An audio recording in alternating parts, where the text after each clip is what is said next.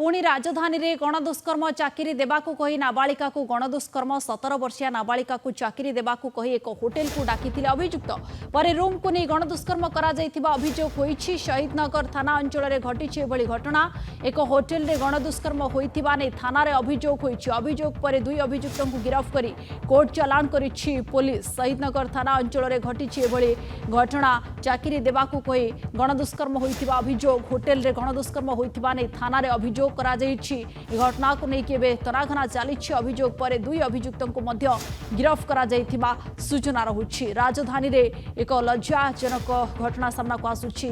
गणदुष्कर्मर खबर सामना को आसुछि। चाकरी देबाकू कही जड़े नाबालिका को गणदुष्कर्म करा जायछि। दुई जन को पुलिस मध्य गिरफ्त करिथिबा सूचना। शहीदनगर थाना अंचल ए घटना घटिथिबा जणा पड़िछि।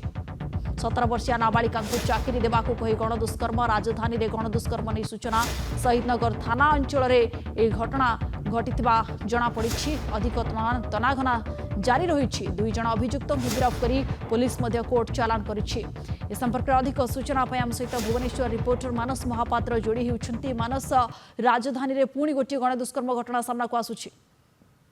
देखो धौली घटना वर्तमान लोकों मनरू जाइनी पुणी गोटे घटना सामना को आसीची जहाँकि राजधानी छवि नुहे पूरा ओडिशार छवि को जदि देखिए बाहर खराब करिछि। एवं ये घटना सामना को आसीची जेतेबेले जने 17 वर्षीय नाबालिका को चाकरी देबाकू कहिकी दुष्कर्म करा जायछि शहीदनगर अंचल रे। एवं जो माने दुष्कर्मकारी दुई जन रहिचंती सेमानंकु परवर्ती समय रे एतला आधार रे चिन्हट करा जायछि। चिन्हट करी पुलिस एमानंकु वर्तमान कोर्ट चालान करछि। किंतु एभली गोटे घटना सामना को आसीबा परे पूरा संपूर्ण घटनाक्रम रे जदि देखिबे जो माने दोषी थिले सेमानंकु जदियो वर्तमान कोर्ट चालान करा जायछि किंतु केउ भली परिस्थिति रे एम्ति घटना घटिला केउ जगारे घटना घटिला चाकरी को दबाकू कही एमती घटना जेतेबेले सामना को आसिला सेथिरे आउ किए किए शामिल अछंती संपृक्त जगार सीसीटीवी को जांच करा जायछि कि नाही ताहा वर्तमान गोटे संदेह बढ़ाइतिला बेले अति तरबरिया भाबरे पुलिस जो माने अभियुक्त रहितिले सेमानंकु वर्तमान कोर्ट चालान करिछि।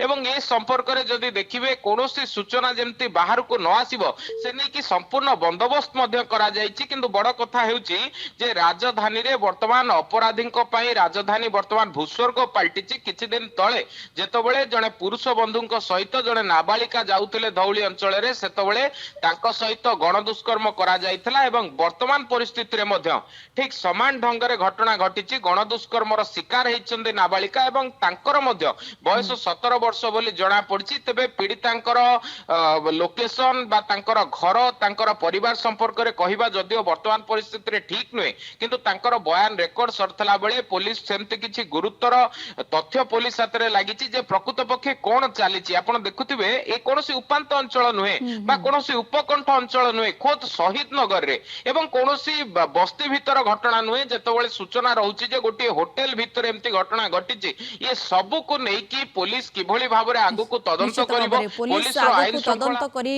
कोन कार्यानुष्ठान ग्रहण करछि। दुई जन को जदियो कोर्ट फॉरवर्ड करा जैतो सूचना रहउछि।